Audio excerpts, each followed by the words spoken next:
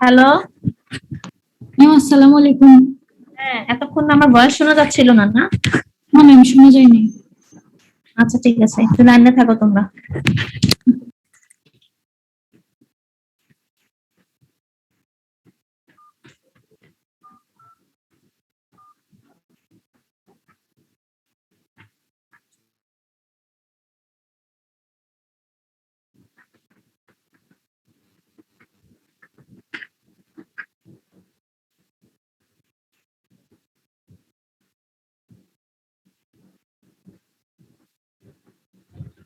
হ্যাঁ শাহাদাত, হ্যাঁ লাগবে না লাগবে না, পাওয়া গেছে, ঠিক হয়েছে, লাগবে না। হ্যাঁ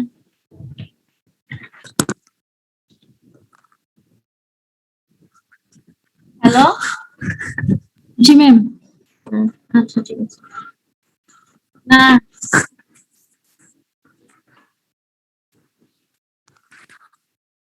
আজকে আমরা অ্যান্টি প্লাটিলেট করব।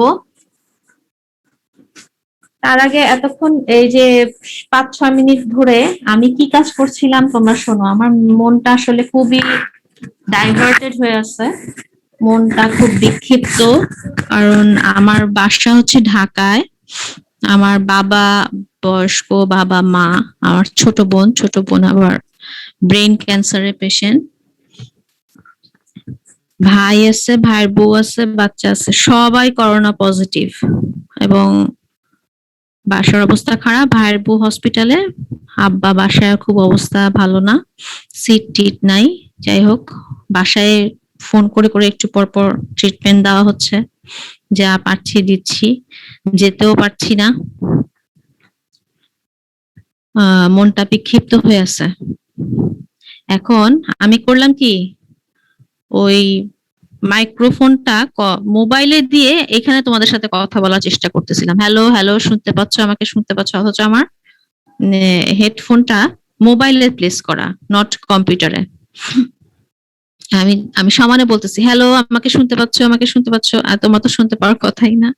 আমার পরে হঠাৎ করে মাথায় আসছে আমি এখন লোককে খবর দিব ভাবলাম, এখন দেখি যে হঠাৎ করে মাথায় আসছে যে আমি তো এই মাইক্রোফোনটা তো দিয়ে রাখছি মোবাইলে, কথা বলতেছি কম্পিউটারে, ল্যাপটপে। এই হচ্ছে অবস্থা। তোমরা সবাই ভালো আছো? বাসায় সবাই ভালো আছো? আলহামদুলিল্লাহ ভালো আছি। সবাই সাবধানে থেকো, খুব বেড়ে গেছে। আমাদের বিল্ডিং এও এখন সব বন্ধ করে দিচ্ছে যাতায়াত, কারণ বিল্ডিং এও অনেকজন হসপিটালে। তারপর একজন মারা গেল কালকে রাতে। যাই হোক, সবার জন্য সবার দোয়া, এই আর কি। তো আজকে অ্যান্টি প্লাটিলেট পড়াবো। অ্যান্টি প্লাটিলেট খুব ছোট আইটেম, দেখে যে শুরু করি আমরা।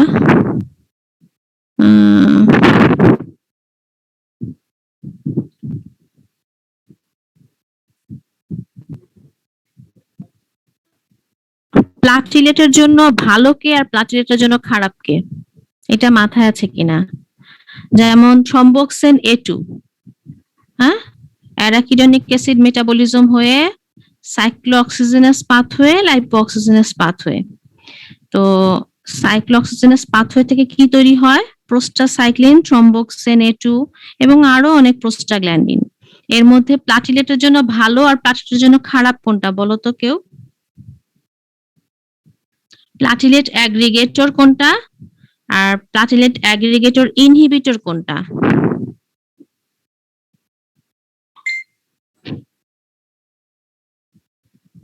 মোহাম্মদ জিয়া আজম আসছো? জিয়া আজম আছো? ফাবিহা তাফান্নুম আছো?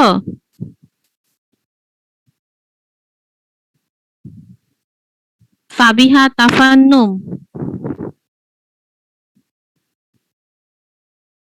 রোল 8। হ্যালো। জি ম্যাম। হ্যাঁ, ফাবিহা তাফান্নুম বলো। থ্রম্বোক্সিন A2 আর প্রোস্টাসাইক্লিন, এর মধ্যে ভালো কোনটা আর দুষ্টু কোনটা? কোনটা প্লাটিলেট অ্যাগ্রিগেটর মানে দুষ্টু, আর কোনটা প্লাটিলেট অ্যাগ্রিগেটর ইনহিবিটর?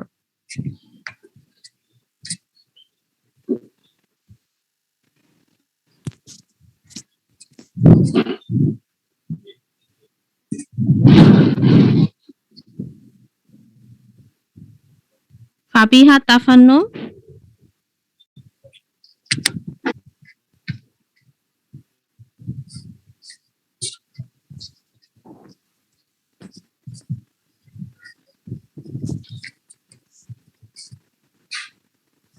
না পারলে বলো ম্যাডাম পারি না। তুমি আছো, না থাকলে অ্যাবসেন্ট দিব আমি, রোল 8।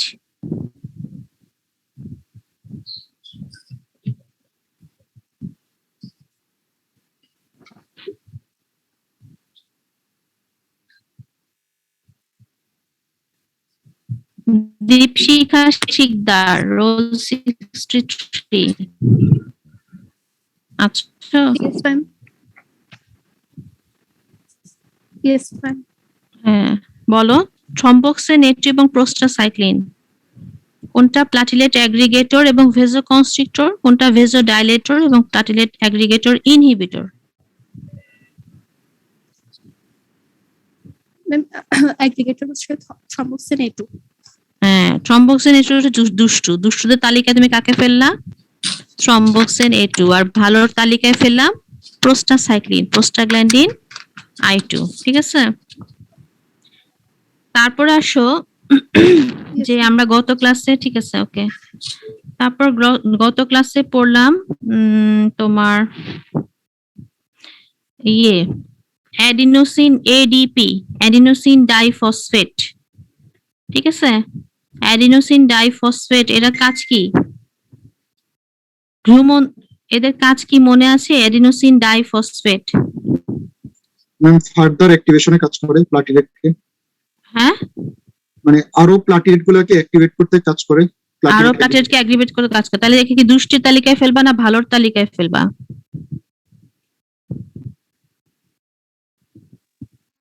দুষ্ট না ভালো? আরো প্লাটিলেট অ্যাক্টিভেট হয়ে যেত কাজ করে ভালো। এই প্লাটিলেট অ্যাক্টিভেট হওয়া ভালো? না ম্যাম, অ্যাক্টিভেট হলে প্লাটিলেট প্লাগ হবে, থ্রম্বাস হবে, ভালো? না ম্যাম, খারাপ। তাহলে এডিপি যারা প্লাটিলেট অ্যাগ্রিগেটর অ্যাক্টিভেটর ওরা ভালো না। প্লাটিলেট তো লিকুইড থাকবে, ও তো অ্যাগ্রিগেট হয়ে অ্যাক্টিভেট হতে চাবে না। ফ্লুইড নরমাল, আমার ফ্লুইডের টেন্ডেন্সি কি? প্লাটিলেট শুড বি ভালো। কখন? ঠিক আছে, ব্লিডিং বন্ধ করার জন্য ভালো। এখন আমরা থ্রম্বিন নিয়ে কথা বলতেছি, প্লাটিলেট প্লাগ নিয়ে কথা বলতেছি, থ্রম্বাস নিয়ে কথা বলতেছি। তাহলে এডিপি ভালো না ম্যাম, না? এডিপি ভালো না, এডিপি দুষ্টু। তাহলে দুষ্টির তালিকায় কাকে ফেলতেছি? থ্রম্বোক্সিন A2 এডিপি। এবার আসো গ্লাইকোপ্রোটিন 2B3A, এদের কাজ কি ছিল মনে আছে কিনা? ম্যাম 2B মানে 2B3A হলো অন্যান্য প্লাটিলেট গুলোকে নিয়ে আসবে। হ্যাঁ, তাহলে সে ভালো না খারাপ? ম্যাম অন্যান্য প্লাটিলেটকে যেহেতু নিয়ে আসবে সে খারাপ। তাহলে গ্লাইকোপ্রোটিন 2B3A খারাপ। কে কথা বলতেছে? ম্যাম মইনুল। আচ্ছা, মইনুল। তাহলে এটা দুষ্টের তালিকায় ফেললাম। তাহলে thromboxane A2 ADP glycoprotein 2B3A এরা সব দুষ্টের তালিকায়। আর ভালোর তালিকায় আমি পাইলাম হচ্ছে প্রোস্টাসাইক্লিন। ঠিক আছে, প্রোস্টাসাইক্লিন। তাহলে আমরা দেখি মোটামুটি আগাই। এখন আরেকটা জিনিস তোমাদের পড়াই নেই, অ্যাডিনোসিন। ঠিক আছে, এডিপি না, অ্যাডিনোসিন। অ্যাডিনোসিনের কাজ হচ্ছে তোমার সাইক্লিক এমপি বাড়ায় এবং প্লাটিলেট অ্যাগ্রিগেটর ইনহিবিটর। ঠিক আছে, অ্যাডিনোসিনের কাজ হচ্ছে সাইক্লিক এমপি বাড়ায় এবং দে আর প্লাটিলেট অ্যাগ্রিগেটর ইনহিবিটর। তাইলে অ্যাডিনোসিন কি? ভালো। একটু এটা লিখে রাখো, অ্যাডিনোসিন হচ্ছে সাইক্লিক এমপি বাড়ায়। সাইক্লিক এমপি বাড়লে কি হবে? পটাশিয়াম চ্যানেল ওপেন হবে। ঠিক আছে, ভেসেলস এর পটাশিয়াম চ্যানেল ওপেন হবে বা প্লাটিলেটের পটাশিয়াম চ্যানেল ওপেন হবে। পটাশিয়াম চ্যানেল ওপেন মানে পটাশিয়াম হচ্ছে দুষ্টু, যখনই দরজা খোলা থাকবে সে বের হয়ে যাবে, পটাশিয়াম বের হয়ে যাবে। পটাশিয়াম বের হয়ে গেলে পটাশিয়ামের বন্ধু সবসময় মনে রাখবা হচ্ছে ক্যালসিয়াম। বন্ধু বের হয়ে গেলে ক্যালসিয়ামও আর ঘরে ঢুকবে না। বন্ধু ঘরে নেই, তাহলে সেও ঘরে নেই। ক্যালসিয়ামও ঘরে ঢুকবে না, তাহলে সিচুয়েশনটা তখন হবে হাইপার পোলারাইজেশন। হাইপার পোলারাইজেশন হলে ভেসেলস কি হবে, যেহেতু ক্যালসিয়াম নাই, ক্যালসিয়ামের কাজ কন্ট্রাকশন করা, ডাইলেট হয়ে যাবে। তাহলে ভেজো ডাইলেটেশন হবে এবং প্লাটিলেট অ্যাগ্রিগেশন ইনহিবিশন হবে। তাহলে অ্যাডিনোসিনের কাজ হচ্ছে ভেজো ডাইলেটেশন এবং প্লাটিলেট অ্যাগ্রিগেশন ইনহিবিশন। তাহলে অ্যাডিনোসিন হচ্ছে ভালো, অ্যাডিনোসিন হচ্ছে ভালো। তাহলে দুটো তালিকা করো, একটা দুষ্টর তালিকা, দুষ্টর তালিকার মধ্যে আছে থ্রম্বোক্সিন A2, ADP, গ্লাইকোপ্রোটিন 2B3A। আর একটা করো হচ্ছে ভালোর তালিকা, ভালোর তালিকায় আছে প্রোস্টাসাইক্লিন, অ্যাডিনোসিন, আর আছে phosphodiesterase enzyme inhibitor, PDE inhibitor. Phosphodiesterase এনজাইমের কাজ কি? ফসফোডাইএস্টারেজ এনজাইম হচ্ছে সাইক্লিক এএমপি কে ডিগ্রেডেশন করে, ভেঙে দেয়, সাইক্লিক এএমপি কে ডিগ্রেডেশন করে। তাহলে ফসফোডাইএস্টারেজ এনজাইমের কাজ হচ্ছে, সবাই বলো কি? ফসফোডাইএস্টারেজ ইনহিবিটর হচ্ছে সাইক্লিক এএমপি কে ডিগ্রেডেশন করে। তাহলে ফসফোডাইএস্টারেজ এনজাইম ইনহিবিটর ইউজ করলে কি হবে? সাইক্লিক এএমপি আর ডিগ্রেডেশন হতে পারবেন না, সাইক্লিক এএমপি, সাইক্লিক জিএমপি এরা কি হবে? বাড়বে। ওকে, জি ma'am. Cyclic AMP, cyclic GMP বাড়লে ওরাও তাই পটাশিয়াম চ্যানেলকে ওপেন করবে, পটাশিয়াম দুষ্টু ঘর থেকে বের হয়ে যাবে, ক্যালসিয়ামও যেহেতু বন্ধু ঘরে থাকবে না, সিচুয়েশনটা হবে হাইপার পোলারাইজেশন, ভেসোডাইলেটেশন এবং ইনহিবিট প্লাটিলেট অ্যাগ্রিগেশন। তাহলে ফসফোডাইএস্টারেজ এনজাইম ইনহিবিটরও কি করে? ভেসোডাইলেটেশন এবং ইনহিবিট প্লাটিলেট অ্যাগ্রিগেশন। তাহলে আমি দুষ্টর তালিকায় ফেললাম থ্রম্বোক্সিন A2, ADP, গ্লাইকোপ্রোটিন 2B3A, এর ভালোর তালিকায় ফেললাম prostacyclin, adenosine, phosphodiesterase enzyme inhibitor. তাহলে আমার ড্রাগ গুলা কি হবে? একটা হচ্ছে থ্রম্বোক্সিন A2 কে ধ্বংস করা, ADP কে ধ্বংস করা, গ্লাইকোপ্রোটিন 2B3A কে ধ্বংস করা, আর বাড়াইতে হবে কি কি? Prostacyclin, adenosine, phosphodiesterase inhibitor. তাইলে আমার মোটামুটি প্লাটিলেটটা অ্যাগ্রিগেট হইতে পারবে না, ঠিক আছে? জি ম্যাম। এশা ঠিক আছে? ম্যাম। জয়িতা ঠিক আছে? রোল 2, জি ম্যাম। রোল 7 জয়িতা বিশ্বাস ঠিক আছে? জি ম্যাম। রোল 29 সৌভিক ঠিক আছে? Yes, ma'am. অনিক যেটুক বললাম ঠিক আছে? Yes ma'am. কোথাও কোনো গন্ডগোল আছে? Yes, ma'am. ঠিক আছে, সমস্যা নেই। পরিবেশ শান্ত? Yes, ma'am. আচ্ছা, তাইলে আমাদের ড্রাগের কাজ হবে low dose aspirin. Number 1, classify antiplatelet drug low dose aspirin. Low dose aspirin হচ্ছে cyclooxygenase inhibitor, cyclooxygenase platelet cyclooxygenase inhibitor. ফলে সাইক্লোঅক্সিজেনেস থেকে যে থ্রম্বোক্সিন A2 ওইটা ইনহিবিট হয়। তাহলে থ্রম্বোক্সিন A2 ইনহিবিটর অ্যাকচুয়ালি মানে সাইক্লোঅক্সিজেনেস ইনহিবিটর একটু আগে থেকে বন্ধ করে, সেটা হচ্ছে লো ডোজ অ্যাসপিরিন। অবশ্যই বলতে হবে low dose aspirin, not aspirin. Low dose aspirin is a antiplatelet. তারপর আমার এডিপি দুষ্টু, তাহলে এডিপি রিসেপ্টর ইনহিবিটর। এডিপি দুষ্টু, তাহলে এডিপি কে বন্ধ করতে হবে। এডিপি কি করে? আরো ঘুমন্ত প্লাটিলেটকে অ্যাক্টিভেট করে। তাহলে এডিপি পাথওয়ে ইনহিবিটর বা এডিপি রিসেপ্টর ইনহিবিটর। ড্রাগ হচ্ছে ক্লোপিড্রোগেল, টিক্লোপিডিন, প্রাসুগ্রেল, টিকাগ্রেলর। এর মধ্যে দুইটা কমনলি ড্রাগ ক্লোপিড্রোগেল এবং টিক্লোপিডিন, এই দুটো হচ্ছে মোস্ট কমন ড্রাগ। এই দুইটা বললেই আমরা মহা খুশি হই যে বলতে পারছেন। ক্লোপিড্রোগেল, টিক্লোপিডিন। আর প্রাসুগ্রেল, টিকাগ্রেলর যারা বলে তারা আর একটু ভালো পারে, মনে রাখতে পারে, যার যার মনে রাখার ক্ষমতা। তো ক্লোপিড্রোগেল, টিক্লোপিডিন এই দুইটা ড্রাগের নাম হচ্ছে common, most commonly use drug. So এই দুইটা ড্রাগের নাম বলতেই হবে। ADP receptor inhibitor. দেন দুষ্টু হচ্ছে গ্লাইকোপ্রোটিন 2B3A, এটাকেও আমি ইনহিবিট করব। তাহলে গ্লাইকোপ্রোটিন 2B3A ইনহিবিটর, এটা আমাদের ওরালি খাওয়া যায় না, এটা আমরা ইন্ট্রাভেনাসলি দেই। ড্রাগের নাম হচ্ছে অ্যাপসিক্সিম্যাব, ইপটাফেবাটাইড এবং টিরোফিবেন। অনেকে অ্যাপসিক্সিম্যাব মনে রাখে। আচ্ছা, তারপর বললাম যে ফসফোডাইএস্টারেজ ইনহিবিটর, এটা ভালো, তাহলে এটা আমি রাখবো।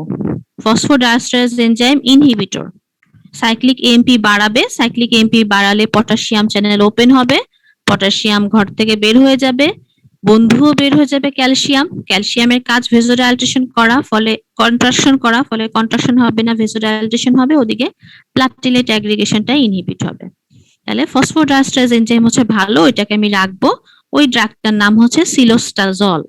This is the phosphodiesterase enzyme inhibitor. তারপর হচ্ছে বলছিলাম যে অ্যাডিনোসিনটাকে ভালো, তাহলে অ্যাডিনোসিন যেন আবার প্লাটিলেটে ঢুকে না যায়, রিআপটেক না হয়ে যায়, তাহলে অ্যাডিনোসিনকে আমি রাখবো। তাহলে অ্যাডিনোসিন রিআপটেক ইনহিবিটর, রিআপটেক মানে প্লাটিলেটের ভিতরে ঢুকে গেল না, অ্যাডিনোসিনকে আমি ঢুকতে দিব না, অ্যাডিনোসিনকে আমার লাগবে। তাহলে অ্যাডিনোসিনকে ঘরে ঢুকতে দিব না, মানে রিআপটেক করতে দিব না, রিআপটেক ইনহিবিটর ইজ দ্য ডাইপাইরিডামল। ডাইপাইরিডামল কিন্তু also a phosphodiesterase enzyme inhibitor. তারপর বললাম যে প্রোস্টাসাইক্লিন ভালো, তাহলে প্রোস্টাসাইক্লিনের ড্রাগ দিব ইপোপ্রোস্টেনল, প্রোস্টাসাইক্লিনের অ্যানালগ ড্রাগ ইপোপ্রোস্টেনল। এবং থ্রম্বোক্সিন একটু ভালো না, তাহলে থ্রম্বোক্সিন একটু ইনহিবিটর ইউজ করতে পারি ড্যাজোক্সিব্যান। এবং এখন অলরেডি ড্রাগটা নিয়ে কাজ হচ্ছে, থ্রম্বোক্সিন রিসেপ্টর অ্যান্টাগনিস্ট, নাম হচ্ছে টিরোট্রোবেন। তাহলে this are the drug, antiplatelet drug. প্রথম তিনটা অনেকে বলে তারপর বলে বসে থাকে, সেটাও মানা যায়। অবশ্যই প্রথম তিনটা ইম্পর্টেন্ট, এগুলো হচ্ছে মোস্ট কমনলি ইউজ ড্রাগ, যেমন low dose aspirin, cyclooxygenase enzyme inhibitor, ultimately they inhibit thromboxane A2। তারপর হচ্ছে ADP receptor inhibitor, clopidogrel, ticlopidine. তোমাদের বাসায় সবাই বয়স্ক মানুষরা বাসায় অ্যাসপিরিন, ইকোস্প্রিন, প্লাডেক্স, বিভিন্ন রকম ড্রাগ, ক্লোপিড্রোগেল জাতীয় ড্রাগ গুলা বয়স্ক মানুষরা দেখবে যাদের এমআই এর ইভেন্ট আছে, হার্টের সমস্যা আছে, থ্রম্বোসিসের সমস্যা আছে, হার্ট অ্যাটাক হয়েছে একবার দুইবার, বা হার্ট অ্যাটাক হওয়ার সম্ভাবনা আছে, বয়স্ক পেশেন্ট, হ্যাঁ, ওদেরকে দেখবা অ্যাসপিরিন, ক্লোপিড্রোগেল দেয়। আমার কথা হচ্ছে তোমাদের সাথে আজকে আমি গল্প করি, আমার ভাল লাগতেছে না।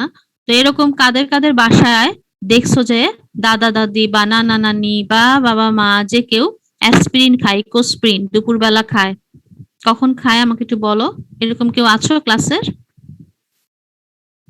আমি কোনো পড়া ধরবো না, ভয়ের কিছু নাই। প্লাডেক্স খায়, দুপুরে ভাত খাওয়ার পরে কোনো ড্রাগ খায়, বয়স্ক পেশেন্ট। ক্লাসে কেউ নাই?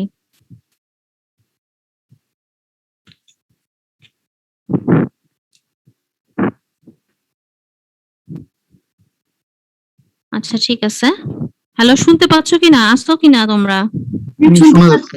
হ্যাঁ, আচ্ছা, তাহলে ওই যে ক্লোপিড্রোগেল এবং অ্যাসপিরিন এই ড্রাগগুলো আমরা ইউজুয়ালি খাই হচ্ছে দুপুরবেলা ভাত খাওয়ার পরে, বলি পেশেন্টদেরকে খেতে। এরা হচ্ছে অ্যান্টিপ্লাটিলেট ড্রাগ।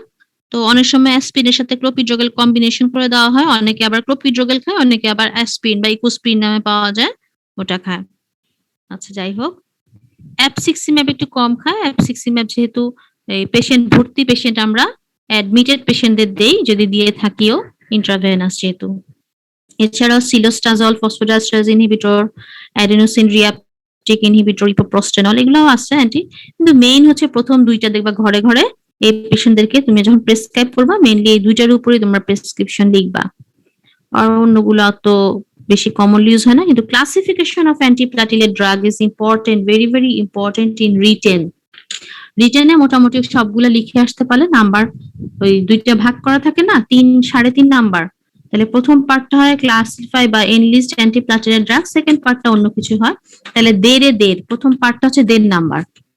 ওই দেড় পাওয়ার উপায় বা 1 নাম্বার এরকম থাকে, উপায় হচ্ছে সবগুলা ড্রাগ সুন্দর করে ক্লাসিফিকেশন করে লেখা। নেক্সট আসো যে mechanism of action of low dose aspirin.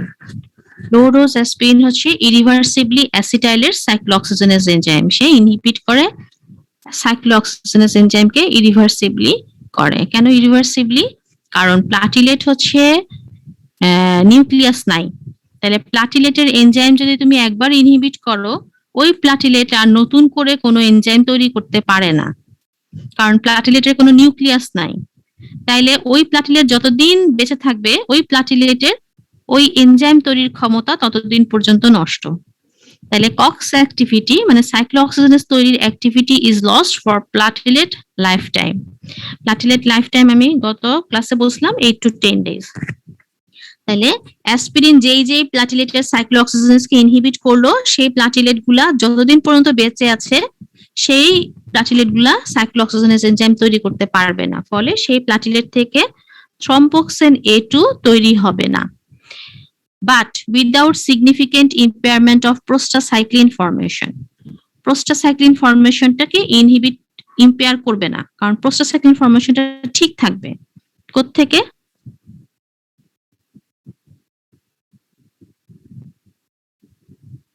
মানে সে লো ডোজ দিছি, আমি এই কারণে লো ডোজ দিছি, হাই ডোজ দিলে আবার প্রোস্টাসাইক্লিন ফর্মেশনটা ইম্পেয়ার্ড হয়ে যেত, প্রোস্টাসাইক্লিনও আসতো না। কিন্তু আমার প্রোস্টাসাইক্লিনকে বাঁচায় রাখতে হবে, কারণ প্রোস্টাসাইক্লিন ভালো, এই কারণে আমি লো ডোজ অ্যাসপিরিন দিলাম। লো ডোজ অ্যাসপিরিন দিলে আমার যে সাইক্লোঅক্সিজেনেজটা ইনহিবিট হয় সেখানে থ্রম্বোক্সিন A2 তৈরিটা ইনহিবিট হয়, কিন্তু প্রোস্টাসাইক্লিন ফর্মেশনটা ইনহিবিট হয় না। তাহলে দেখো, prevention of formation of thromboxane A2 without significant impairment of prostacyclin. Ultimately, platelet aggregation is inhibited and antiplatelet action.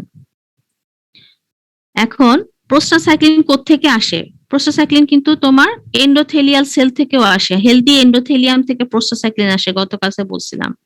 Aspirin কিন্তু হেলদি এন্ডোথেলিয়ামের সাইক্লোঅক্সিজেনেজকেও ইনহিবিট করে, কিন্তু হেলদি এন্ডোথেলিয়ামের নিউক্লিয়াস আছে, কাজে ইনহিবিট করলেও এটা নিউক্লিয়াসের মাধ্যমে নতুন সাইক্লোঅক্সিজেনেজ তৈরি করে নতুন নতুন প্রোস্টাসাইক্লিন তৈরি করতে পারে, কাজে প্রোস্টাসাইক্লিন হ্যাম্পার হয় না।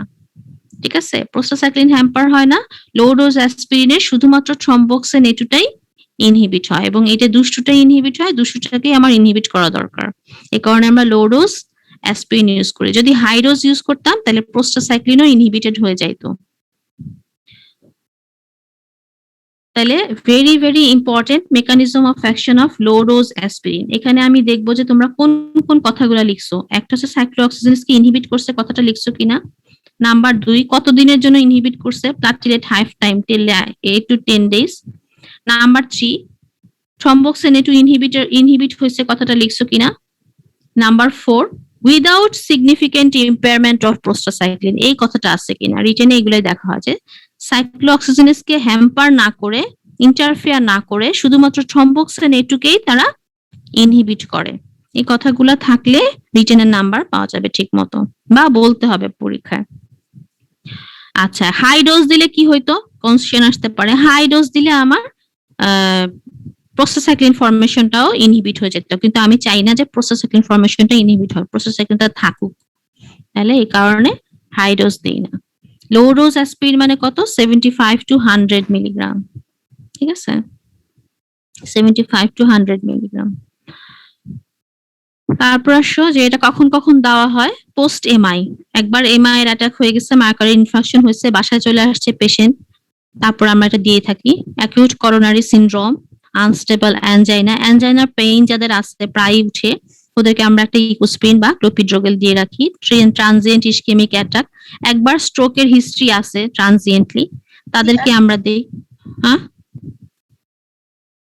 Stroke but not haemorrhagic stroke. Haemorrhagic স্ট্রোকে আবার ব্লিডিং হবে, ব্লিডিং হয়, অ্যান্টিপ্লাটিলেট ড্রাগ দিলে ব্লিডিং হওয়ার চান্স থাকে, সো আমরা হেমোরেজিক স্ট্রোক গুলাতে দিই না, ইউজুয়ালি ইসকেমিক স্ট্রোক গুলাতে দিই। স্ট্রোক 2 ধরনের, হেমোরেজিক আর ইসকেমিক। তাহলে আমরা ইসকেমিক স্ট্রোক গুলাতে দেই, নট হেমোরেজিক স্ট্রোক। তারপরে কোনো হার্টের কোনো ওই যে অ্যানজিওগ্রাম করার পরে অ্যানজিওপ্লাস্টি যদি করি, বাইপাস করি, স্টেন্ট, রিং এগুলা পড়াই, সেক্ষেত্রেও যাতে ওই এইগুলার চারপাশে যাতে ক্লট ফর্মেশন না হয়, সার্কুলেশন ঠিক থাকে, এর জন্য আমরা এই প্রিভেনশন পারপাস হিসেবে আমরা অ্যাসপিরিন, ক্লোপিড্রোগেল এগুলো দিয়ে থাকি। কাউকে ভালভ বসাইলো তাদের ক্ষেত্রেও দেই। Deep vein thrombosis, atrial fibrillation, atherosclerosis, এগুলোতে আমরা লো ডোজ অ্যাসপিরিন প্রেসক্রাইব করি। তাহলে indication of low dose aspirin গেল। তারপর আসো যে অ্যাসপিরিন লো ডোজে কি কি অ্যাডভার্স ইফেক্ট করে। এগুলো ইউজুয়ালি জিআইটি সমস্যা করে বেশি, জিআইটি ইরিটেশন, হেমোরেজ, জিআইটি তে ব্লিডিং করতে পারে, পেপটিক আলসার অ্যাগ্রাভেট করতে পারে, পারফোরেশন হতে পারে, এবং যাদের ব্রঙ্কিয়াল অ্যাজমা আছে তাদের প্রেসিপিটেট করতে পারে। ব্রঙ্কিয়াল অ্যাজমা আরো বাড়তে পারে অ্যাসপিরিন দিলে। কন্ট্রাইন্ডিকেশন, তাহলে আমরা যাদের ব্লিডিং টেন্ডেন্সি আছে ওদেরকে দিব না, ব্লিডিং ডিসঅর্ডার প্রেগনেন্সিতে দিব না, পেপটিক আলসার ডিজিজ যেহেতু আছে ওদেরকে দিব না, তারপরে তোমার ব্রঙ্কিয়াল অ্যাজমা যাদের আছে তাদেরকে দিব না। নেক্সট আসো যে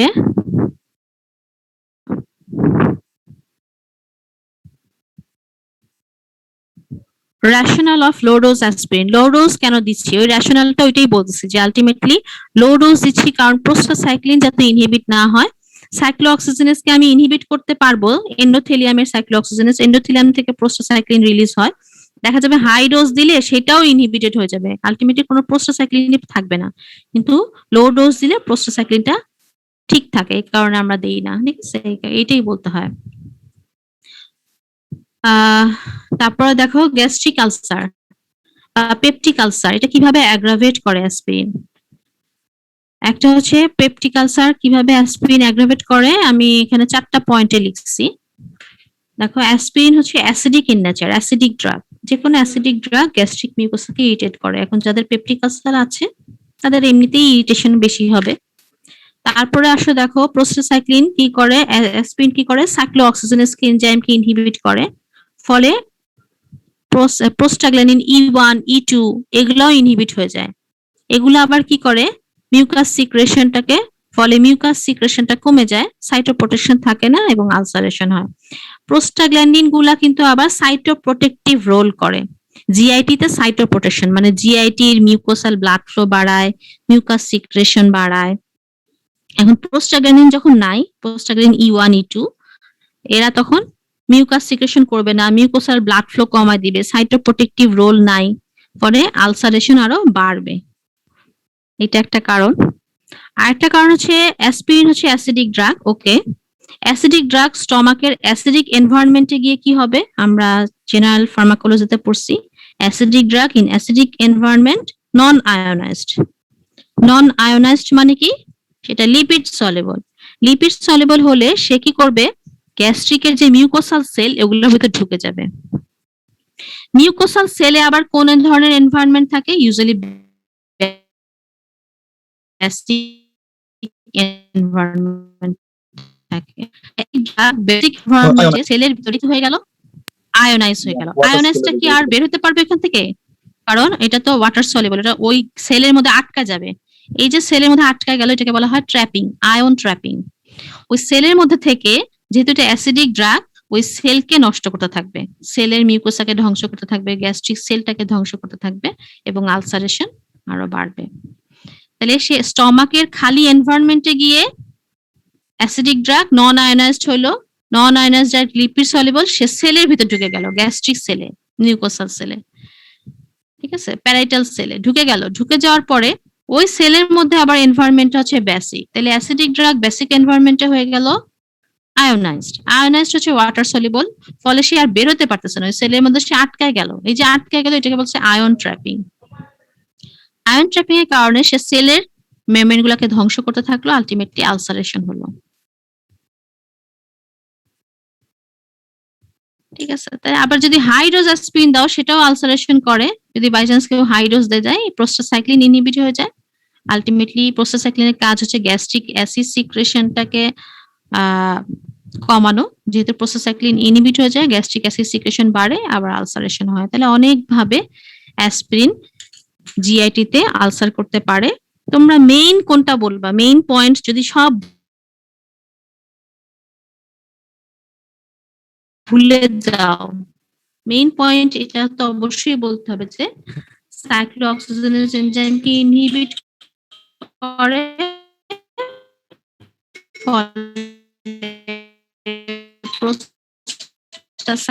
প্রোস্টাগ্ল্যান্ডিন যেগুলা ইনহিবিট হয়, মিউকাস সিক্রেশন কমে। এছাড়াও তুমি এক্সট্রা পয়েন্ট গুলা বলো, ভালো না।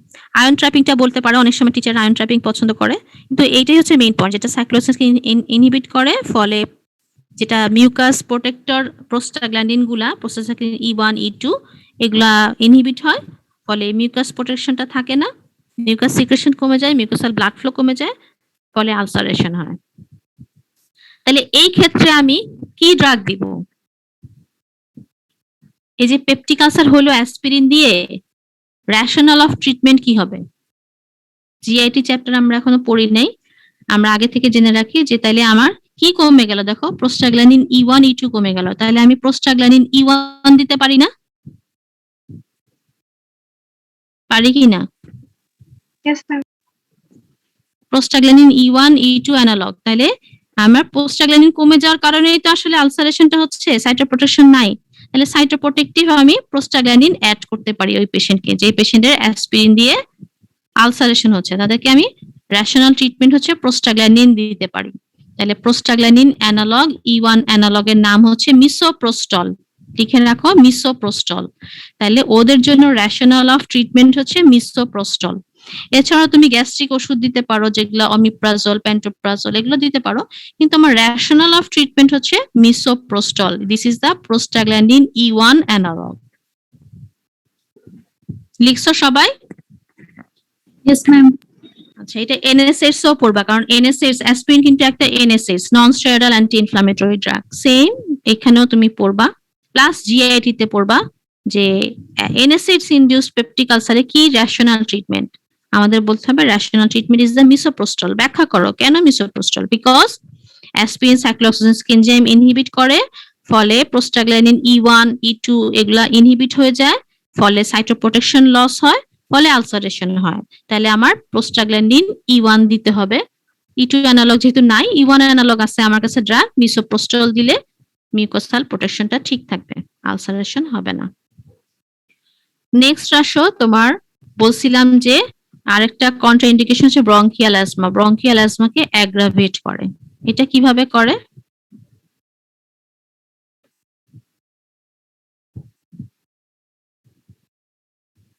সাইক্লোঅক্সিজেনেস, অ্যাসপিরিন কি করে? সাইক্লোঅক্সিজেনেস পাথওয়েকে ইনহিবিট করে।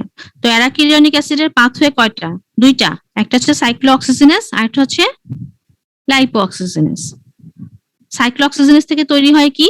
প্রোস্টাগ্ল্যান্ডিন গুলা, আর লাইপোঅক্সিজেনেস থেকে তৈরি হয় কি? লিউকোট্রিয়েন গুলা। এখন অ্যাসপিরিন হচ্ছে সাইক্লোঅক্সিজেনেসকে ব্লক করে, ফলে অ্যারাকিডনিক অ্যাসিড যাবে কোথায়? অ্যারাকিডনিক অ্যাসিড পাথওয়েটা কোন দিকে যাবে? লাইপোঅক্সিজেনের দিকে চলে যাবে। তাহলে arachidonic acid metabolism pathway divert হবে কোন দিকে? লাইপোঅক্সিজেনেস পাথওয়ের দিকে, কারণ সাইক্লোঅক্সিজেনেস ব্লকড বাই অ্যাসপিরিন। লাইপোঅক্সিজেনের পাথওয়ে যখন ব্লকড হবে, পুরো অ্যারাকিডনিক অ্যাসিড লাইপোঅক্সিজেনেসে সরে যাবে, তাহলে লিউকোট্রিয়েন ফর্মেশন বেড়ে যাবে। লিউকোট্রিয়েন B4 D4 হচ্ছে ব্রঙ্কোকনস্ট্রিক্টর।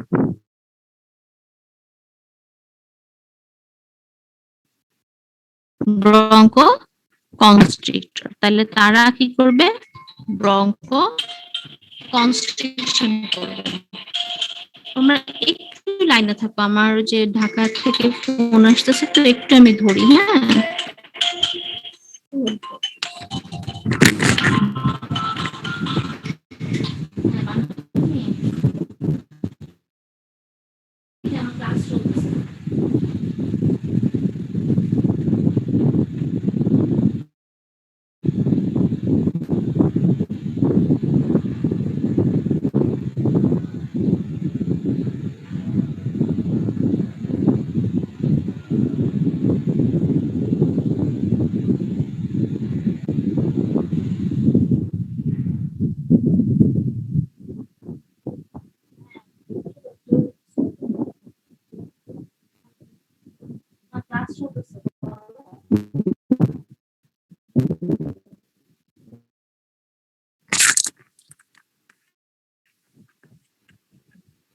হ্যালো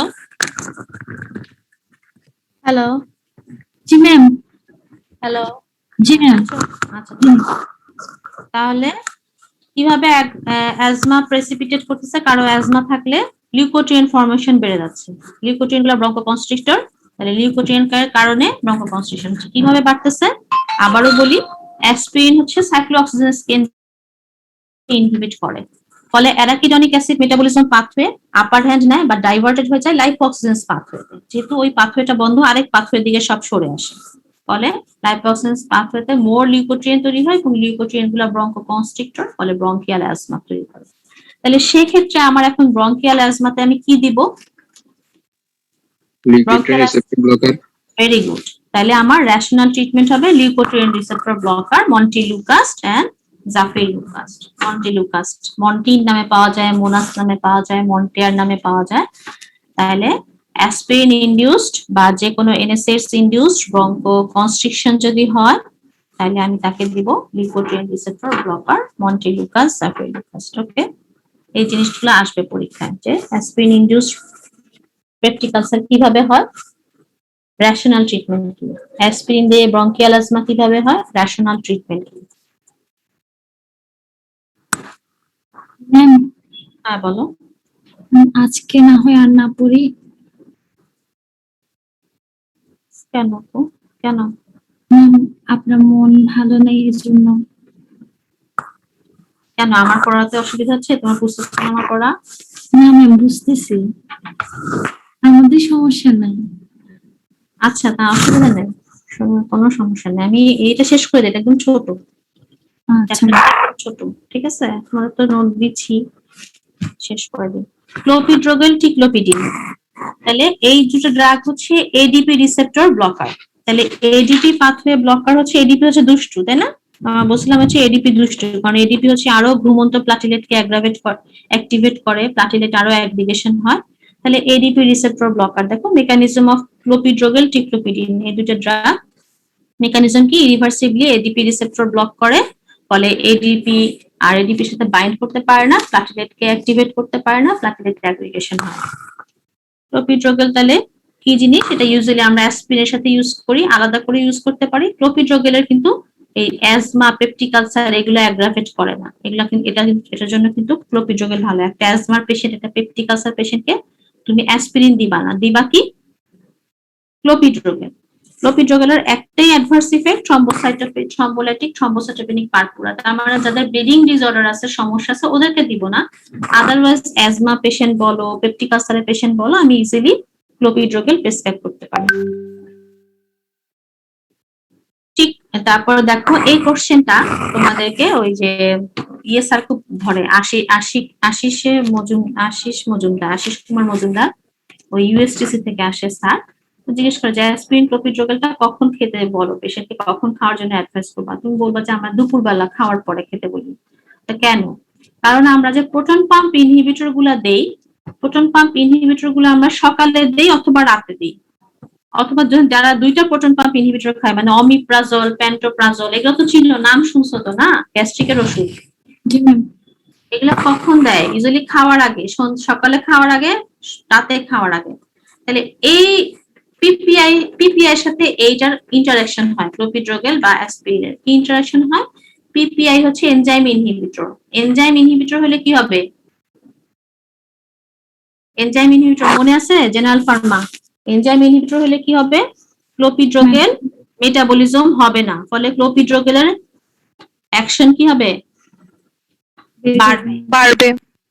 ক্লোপিড্রোগেলটা কি? অ্যান্টিপ্লাটিলেট, অ্যান্টিপ্লাটিলেট ইফেক্ট বেড়ে গেলে কি হবে? উল্টা আরো ব্লিডিং বেশি হওয়ার চান্স থাকে, তাই না?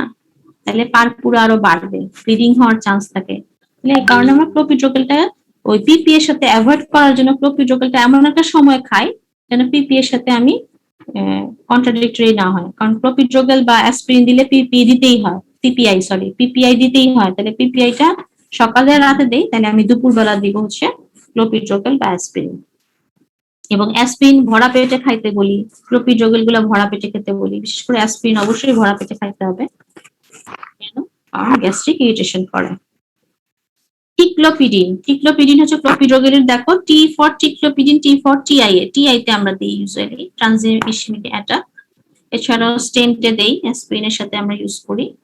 টিক্লোপিডিন খুব একটা ধরে না adverse effect. This is important, aspirin versus ক্লোপিড্রোগেলের পার্থক্য, very very important for written. Aspirin কিভাবে কাজ করে? সাইক্লোঅক্সিজেনাস এনজাইম ইনহিবিট করে কাজ করে, ক্লোপিড্রোগেল এডিপি ইনহিবিট করে কাজ করে। দুইটারই অ্যাসপিরিন কিন্তু এনএসএইডস, অ্যান্টি ইনফ্ল্যামেটরি ড্রাগ, সুতরাং তার অ্যান্টিপাইরেটিক ইফেক্ট আছে, মানে জ্বর কমায়, ব্যথা কমায়, অ্যান্টি ইনফ্ল্যামেটরি ইফেক্ট আছে, যেগুলো ক্লোপিড্রোগেলের নাই। তারপর হচ্ছে এটা হচ্ছে ক্লোপিড্রোগেলের থেকে লেস ইফেক্টিভ এবং লো কস্ট। তাহলে গরিবদের কোনটা দিবা আর বড় লোকদের কোনটা দিবে এটা জিজ্ঞেস করে। গরিব পেশেন্ট কোনটা দিব? অ্যাসপিরিন।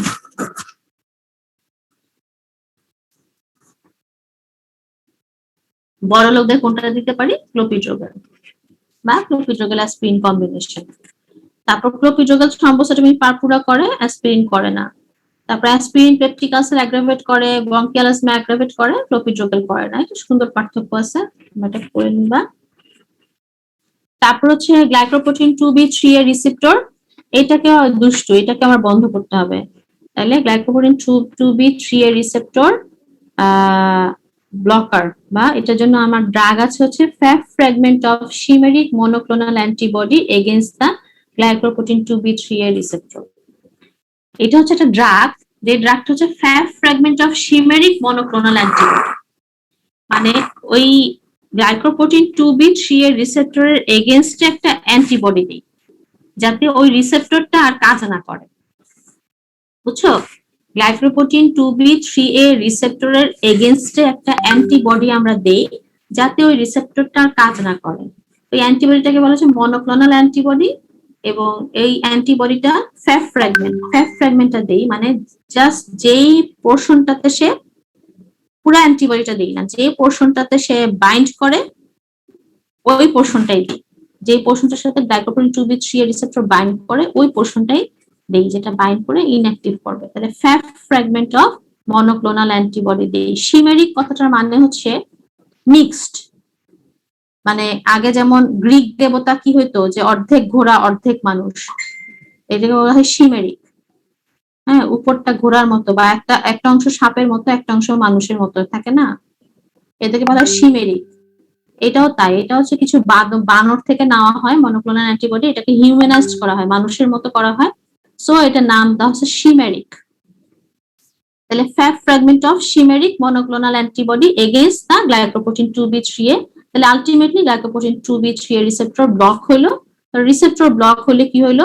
তাহলে আরো প্লাটিলেটকে অ্যাগ্রিগেট করতে দিল না, প্লাটিলেট বন্ডিং আর হইলো না, ফিব্রিনোজেনকে ব্লক করলো, ভন উইলেব্রেন ফ্যাক্টরকে ব্লক করলো, করে আলটিমেটলি প্লাটিলেট অ্যাগ্রিগেশন হলো না। এই যে এই ছবিটা দেখো, গ্লাইকোপ্রোটিন 2B3 আরো প্লাটিলেটকে অ্যাগ্রিগেশন করতেছে, ভন উইলেব্রেন ফ্যাক্টরকে আরো অ্যাক্টিভেট করতেছে, সবগুলোকে বন্ধ করে দিচ্ছে F6 এটা ওরালি দেই না, এটা আমরা প্যারেন্টেরাল দেই, ইন্ট্রাভেনাস। আর কিছু ধরে না পরীক্ষার সময়, এই চ্যাপ্টার থেকে আমি অনেক কিছু লিখছি, আর কিছু ধরে না, এটা একটু ধরে দেখো। Clinically use phosphodiesterase enzyme, phosphodiesterase enzyme inhibitor আমরা ইউজ করি। ফসফোডাইএস্টারেজ আসলে এটা ইনহিবিটর।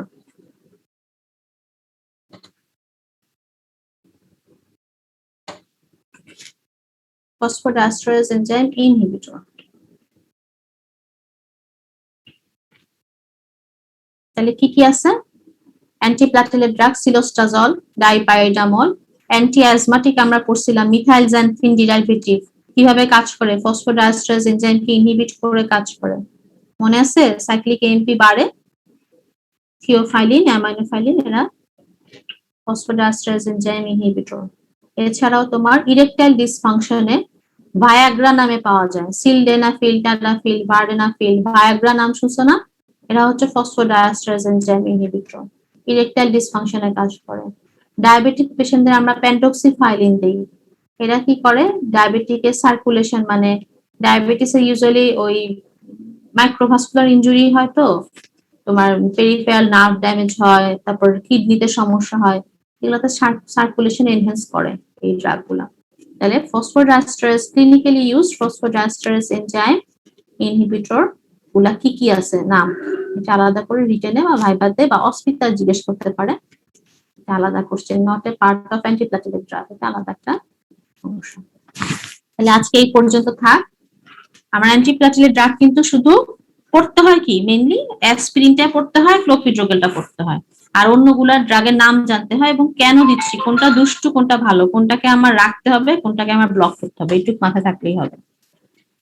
ঠিক আছে? এই পর্যন্ত বুঝতে কারো অসুবিধা হচ্ছে?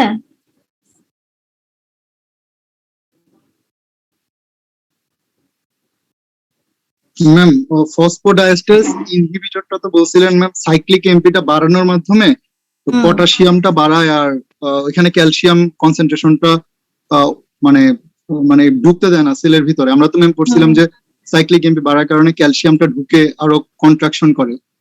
এখানে কি ম্যাম একটু অন্য মেকানিজম? এটা অন্য মেকানিজমে কাজ করতেছে। হ্যাঁ, এটা অন্য মেকানিজমে কাজ করছে। সাইক্লিক এমপি বেড়ে আলটিমেটলি প্লাটেলেট অ্যাগ্রিগেশনটাকে ইনহিবিট করে। জি সাইক্লিক এমপি এমনিতে ভেসোডাইলেশন করে পড়ছো না, নাকি ভেসোকনস্ট্রিকশন করে পড়ছো, কোনটা? ব্রঙ্কোডাইলেশন করে না সাইক্লিক এমপি? Yes, ma'am. কোথায় কন্ট্রাকশনটা পড়ছে না, কোথায়? ম্যাম ভ্যাসোডাইলেশন করছিলাম, ওই যে মায়োসিন লাইট চেইন কাইনেজকে ফসফোরাইলেটেড করে সাইক্লিক এমপি বেড়ে গিয়ে।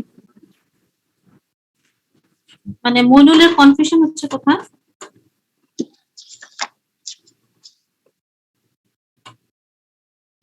ম্যাম তাইলে আমি একটু ম্যাম ওইটা মাথা তথ্য হারাই গেছি ম্যাম, ওই মায়োসিন লাইট চেইনটা। মায়োসিন লাইট চেইনে তো সাইক্লিক এমপি বাড়ে, ভুলে গেছো? ওই যে beta 2 agonist salbutamol, phosphorylation enzyme cyclic AMP বাড়াইলে আলটিমেটলি দেখো তুমি ব্রঙ্কোডাইলেটেশন হচ্ছিল। এই যে অ্যান্টি অ্যাজমেটিক থিওফাইলিন লিখছি, ফসফোরাইলেশন এনজাইম ইনহিবিটর। জি ম্যাম। তাহলে ফসফোরাইলেশন এনজাইমও তোমার সাইক্লিক এমপি বাড়ায়, আবার বিটা 2 অ্যাগনিস্ট এটাও সাইক্লিক এমপি বাড়ায়। বাড়লে ভেসোডাইলেশন বলো, ব্রঙ্কোডাইলেশন হলে এগুলো হয়, প্লাস প্লাটেলেট অ্যাগ্রিগেশন ইনহিবিট হয়। ঠিক আছে, তাহলে ভালো থেকো সবাই। হ্যাঁ, আল্লাহ হাফেজ। ম্যাম আসসালামু আলাইকুম। Ma'am, assalamu alaikum. দোয়া করো সবাই। হ্যাঁ, সবাই সবার জন্য দোয়া। Ma'am. আসসালামু আলাইকুম ম্যাম। ওয়ালাইকুম আসসালাম।